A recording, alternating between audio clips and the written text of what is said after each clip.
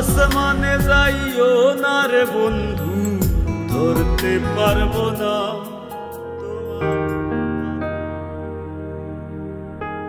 সুরকার, গীতিকার ও কণ্ঠশিল্পী পাগল হাসান সড়ক দুর্ঘটনায় মারা গেছেন। এ ঘটনায় আরও ৩ জনকে আশঙ্কাজনক অবস্থায় হাসপাতালে ভর্তি করা হয়েছে। জানা গেছে, সিলেট সুনামগঞ্জ মহাসড়কে সুরমা ব্রিজের কাছে বাসের সঙ্গে সিএনজি চালিত অটোরিকশার মুখোমুখি সংঘর্ষে সঙ্গীতশিল্পী ও গীতিকার মতিউর রহমান হাসান ওরফে পাগল হাসান সহ ২ জন নিহত হয়েছেন।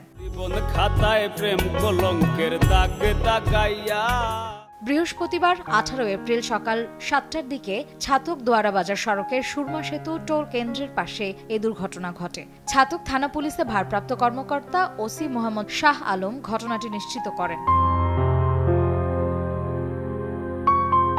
জানা যায়, একটি গানের অনুষ্ঠান শেষ করে সুনামগঞ্জ ফিরছিলেন তারা। পাগল হাসানের মৃত্যুতে সঙ্গীতাঙ্গনে নেমে এসেছে শোকের ছায়া।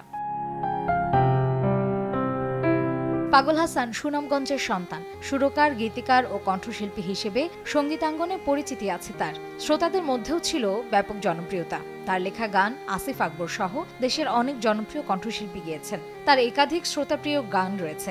এর মধ্যে আসমানে যাইও না রে বন্ধু, জীবন খাতা, আমি জইলা মরি উল্লেখযোগ্য। ১, ২, ৩ ঢাকায় জমি জিতে নিন ১০০% ক্যাশব্যাক সহ ২০ কোটি টাকার পুরস্কার। আমার মরা নদী, তার উপরে আবার যদি। আজ সকালে সুনামগঞ্জের সুরমা ব্রিজের সামনে বাস ও অটোরিকশার মুখোমুখি সংঘর্ষে সঙ্গীতশিল্পী পাগল হাসান ঘটনাস্থলেই মারা যান। পাগল হাসানের জীবন খাতায় গানটি এখন সারা দেশে বেশ জনপ্রিয় গান। তাছাড়া মাটির বালাখানা, কলঙ্কি, গ্রামেগঞ্জে, মন আমার মরা নদী সহ অসংখ্য গানের স্রষ্টাও তিনি। মার্জিয়া শ্রেয়া, সময় সংবাদ, ঢাকা।